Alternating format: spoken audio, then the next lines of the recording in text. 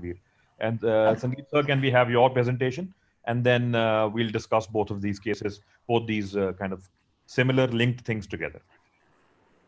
Mohit, is my screen visible? It is, sir. Okay. Thank you again, Mohit.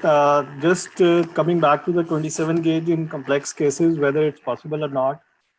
60 years, this is a 60 years old female, 15 days post cataract surgery with vitreous hemorrhage, retinal detachment, subretinal hemorrhage, and a choroidal detachment. She was seen, and this was how it was managed.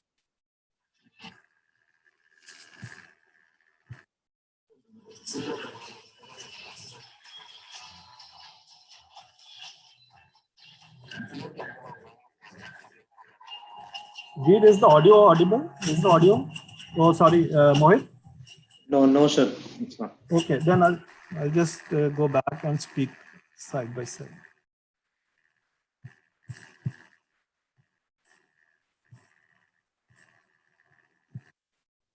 This was a patient who had all these problems. So once we started, we had found that there was choroidals, and so what I do is use a 26 gauge intravenous catheter to drain the choroidals. Once you enter the space, you remove the stellate and leave only the plastic thing behind, and it wonderfully drains all the choroidals. Then you make a retinotomy here, and through a small hole, first aspirate all the subretinal blood that you can, because then if subretinal blood starts leaking into the vitreous space, it will obscure the media, and then you can extend your retinotomy, remove all of the blood,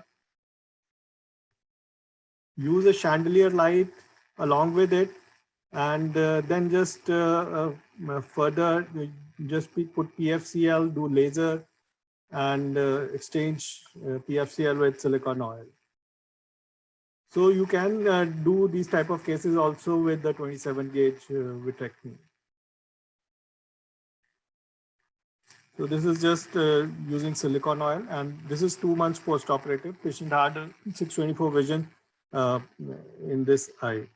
This is silicone oil inside the eye. The patient did not come for silicone oil removal because of this COVID time. I think she'll come later. So this is another patient. She's a 56-year-old female, 2 months post-cataract surgery. Best corrected vision was PLPR accurate, and she had endophthalmitis with retinal detachment. And again, we did this case 27 gauge vitrectomy. First of all the interior exudates were removed.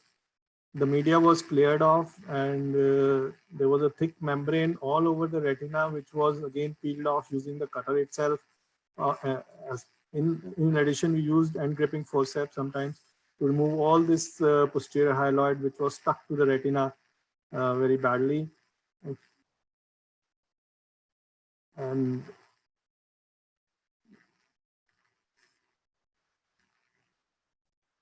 again, after removal of this, after peeling of this posterior hyaloid, again the vitrectomy was completed. All the exudates which could be removed were removed. Then the fluid air exchange was done, and 360-degree laser, and then silicone oil was exchanged with air. Again, the intravitreal antibiotics were given at the end of the surgery. So thank you. Just sharing these cases, just to say that 27 gauge is not a deterrent to do complex surgeries. Absolutely, sir. Great cases. I'm going to throw the discussion. You are not audible. Sorry, sir. Am I audible, sir? Yeah, you're audible, sir. Yes. Sangeet, sir, great cases. I'm just going to start the discussion with you, Sangeet, sir. If you could just take a few of the questions that Veer had posed, primarily two, that particularly in traumatic endophthalmitis, would you go for silicone oil injection in the first surgery, and or what would be your indications for doing a more aggressive vitrectomy in the first go as opposed to a not so aggressive vitrectomy in the first go, and anything else that I think Dr. Sangeet is not able to listen to you. Is not being able to. Oh, okay. Sir, can you, sir, can you please? He can't hear me. Okay. Raman sir, sorry, can you take those two questions, sir, please? That especially for traumatic end off, the role of oil in the first surgery, and this is RD, this is traumatic end off without retinal detachment, and the role of a more extensive vitrectomy, not to be done ever, done in selected cases. If yes, then any adjuvants to be added or any other caveats for that, sir? Actually, excellent video. You have opened a Pandora box. I mean, we can discuss this topic whole day. I mean, the thing is, what happened was the vitrectomy became more forgiving. So we have all moved from a thing called a core vitrectomy. We have all tried to do now remove as much as vitreous possible. This is what we do try to do, and as long as you're comfortable there, you know, this is what we are doing nowadays. So if I remove hyaloid in these patients, I don't remove hyaloid in these patients. If I put oil in these patients, I don't put oil as a primary in endophthalmitis. And those who put, why they put it? They put it in the cases who are one-eyed, who are very bad. They try to remove the hyaloid in the surgery and take care of the breaks in the necrotic retina and put oil in these patients. Those are desperate attempts to save the eye. If patient's other eye is fine, I don't think you should go desperately and try to remove the hyaloid in each and every case. If it is coming easily, like you said, I mean, you can do it. But RD and GRT type picture in these patients do happens in the best of the hands. You know, it's not every time that your cutter touches the retina causes that thing. It is sometimes the traction there per se, because you leave the hyaloid there, there will be a zipping, and from one area the retina start detaching and it will zip open like a zip there. So I mean, if it happens, it's all right. And but you know, the thing is, the early follow-up of these patients and recognize that tear as early as possible. This is what you did, and that is wonderful that you saw the tear, and then you went now with a planned thing that I will put oil now, I will put buccal also there. I'm very fond of buccal in these patients. If you ask me, I would love to do randomized trials of putting buccals in these eyes, of where I do these desperate vitrectomy with endophthalmitis. I put a buccal in one eye, and next eye I will not put it, and then I will look at the results, especially in the trauma cases.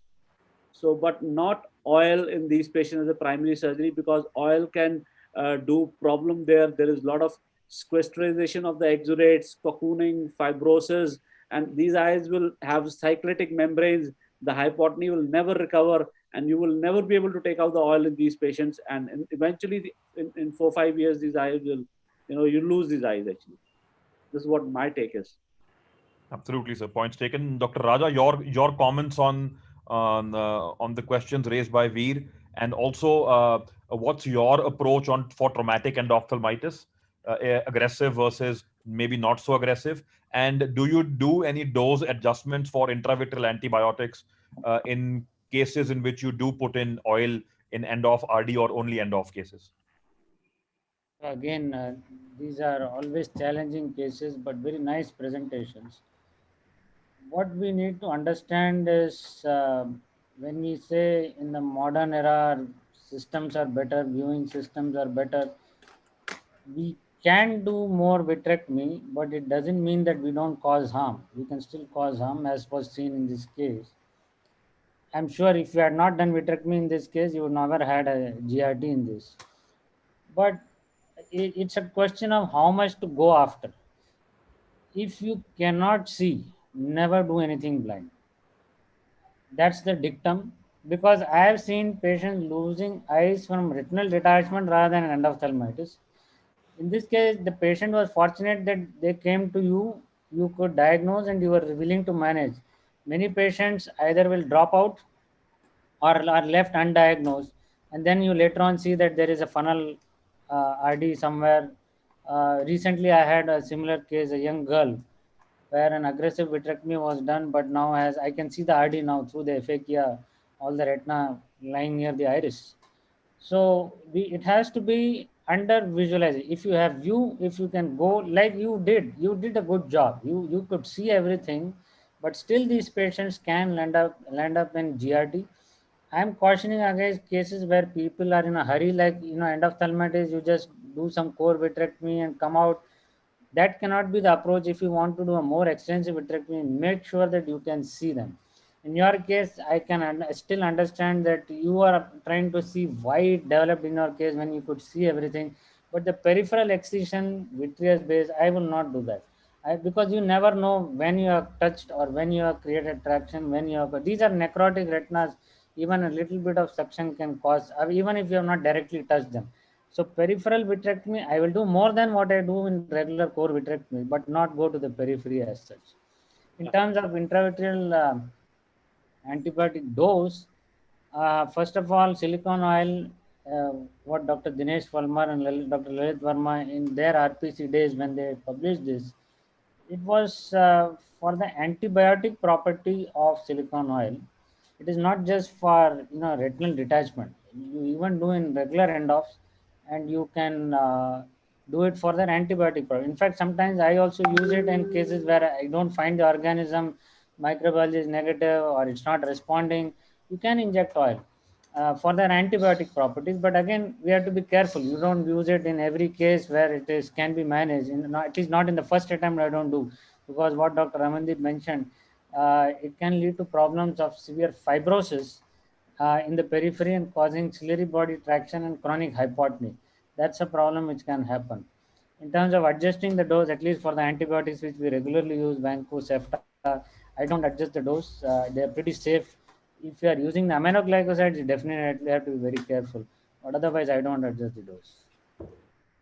Absolutely, sir. I think great. I think all great points. I just would like to add two small points out of what I feel. I think any point in time that we apply iris hooks, and iris hooks we all understand were mandatory in this case, they do dilate the eye in a much more unnatural way than a regular, let's say, dilating pupil would. So it's square, and you do get to see a lot more with wide angle viewing systems than you would in any endophthalmitis eye, which is not being actually the pupils not been dilated by iris hook. So you are inadvertently, because the mind is trained to, let's say, operate in that kind of area, which you might see in a non-iris hook applied eye, and your mind might know that that's the as far periphery as I'll go, but with hooks that area is that, and you might inadvertently go a little more further than you would otherwise, because the pupil is irregularly and more dilated than otherwise. And also, I think that the fact that you had preoperatively known, thanks to excellent microbiology support that you, I think, have, that this was a gram-positive cocci which is sensitive to ABCD. I think in these patients, when the sensitivity was known, you knew what to give, both intravitreally and systemically. I think also should have you could have maybe held your hand a bit, if I can use that phrase, as far as the aggressiveness of the vitrectomy was concerned, knowing the microbiological profile and the fact that it was not fungal, it was not gram-negative bacilli, it wasn't multi-drug resistant. So maybe that could have been something. But again, this is hindsight, and my 2 cents worth of whatever that was. Great case, Veer. Great videos, Sangeet. I agree. After this happened, I did a lot of literature, spoke to a lot of people. So I think I would take Dr. Raja's point, because I agree with him. Maybe if a PVD is coming off, PVD is coming easily, that's okay to do. But then again, if I have to go back and do this case again, I probably would just remove the vitreous up till the equator and not go beyond. So I think I would do that.